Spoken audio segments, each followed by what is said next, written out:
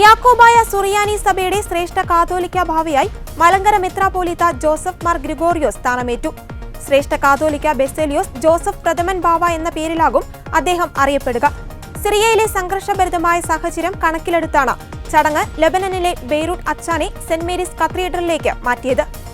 Beirut അച്ചാനെ saint Mary's കത്തീഡ്രലിൽ വെച്ച് നടന്ന സ്ഥാനാരോഹണ ചടങ്ങിൽ ഇഗ്നാത്തിയോസ് അപ്രേൻ ദ്വിതീയൻ പാത്രിയാർക്കീസ് ബാവ മുഖ്യ കാർമ്മികത്വം വഹിച്ചു. ബെസേലിയോസ് എന്നത് കാതോലിക്കയുടെ സ്ഥിരനാമമാണ്. സിറിയയിലെ ദമാസ്കസ് ആണ് അന്തോക്യ പാത്രിയാർക്കീസിന്റെ ആസ്ഥാനം. ഔദ്യോഗിക സംഘത്തെ അയച്ചതിന് ഇന്ത്യൻ പ്രധാനമന്ത്രി നരേന്ദ്രമോദിക്ക് പാത്രിയാർക്കീസ് ബാവ ആമുഖ പ്രസംഗത്തിൽ പ്രത്യേകം നന്ദി അറിയിച്ചു. ഇന്ത്യയുടെ മറ്റു മതങ്ങളോടുള്ള സഹിഷ്ണുതയെയും സ്നേഹത്തെയും ബാവ പ്രത്യേകം പരാമർശിച്ചു. കേരള മുഖ്യമന്ത്രി പിണറായി വിജയനും ബാവ പ്രത്യേകം നന്ദി അറിയിച്ചു. മുഖ്യമന്ത്രിയുമായി പലവട്ടം കൂടിക്കാഴ്ച നടത്തിയിട്ടുണ്ടെന്നും സഭയോട് കാണിക്കുന്ന സ്നേഹത്തിനും സർക്കാർ പ്രതിനിധി സംഘത്തെ അയച്ചതിലും നന്ദി അറിയിക്കുന്നതായും ബാവ പറഞ്ഞു. പാത്രിയാർക്കീസ് ബാവയുടെ കീഴിൽ പ്രാദേശിക ഭരണത്തിനായി ക്രമീകരിക്കപ്പെട്ട കാതോലിക്കേറ്റിലെ 81ാമത്തെ കാതോലിക്ക ബാവയാണ് മാർ ഗ്രിഗോറിയോസ്. ആഗമന സുറിയാനി സഭയിലെ ഭരണശ്രേണിയിൽ പാത്രിയാർക്കീസ് ബാവയ്ക്ക് ശേഷം സഭയിൽ 2ാം സ്ഥാനീയനാണ് ശ്രേഷ്ഠ കാതോലിക്ക.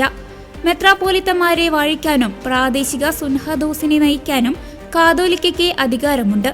ശ്രേഷ്ഠ ബെസേലിയോസ് ജോസഫ് ബാവ കാനോനിക കാതോലിക്കയാകുന്നത് യാക്കോബായ അസോസിയേഷൻ ഐക്യകണ്ഠേന തെരഞ്ഞെടുത്തതിന് ശേഷമാണ്. സമന്വയത്തിന്റെയും വിശ്വാസ സംരക്ഷണത്തിന്റെയും മാതൃക സൃഷ്ടിച്ചാണ് ജോസഫ് മാർ ഗ്രിഗോറിയോസ് തന്റെ സഭാജീവിതം മുന്നോട്ട് കൊണ്ടുപോയത്. 31 വർഷം മെത്രാപ്പോലിത്തയായി സഭയെ സേവിക്കുകയും നയിക്കുകയും ചെയ്തു. തളരാത്ത ആത്മവിശ്വാസത്തിന്റെ ഉടമ കൂടിയാണ് നിയുക്ത കാതോലിക്ക. 18 വർഷം സുന്നഹദോസ് സെക്രട്ടറിയായും പരിചയമുണ്ട്. കോപ്റ്റിക് ഓർത്തഡോക്സ് സഭ, അർമേനിയൻ ഓർത്തഡോക്സ് സഭ, സിറിയൻ കത്തോലിക്ക സഭ, അർമേനിയൻ കത്തോലിക്ക സഭ, കൽദായ സുറിയാനി സഭ തുടങ്ങി വിവിധ ക്രൈസ്തവ സഭാ മേലധ്യക്ഷന്മാർ ചടങ്ങിൽ പങ്കെടുത്തു.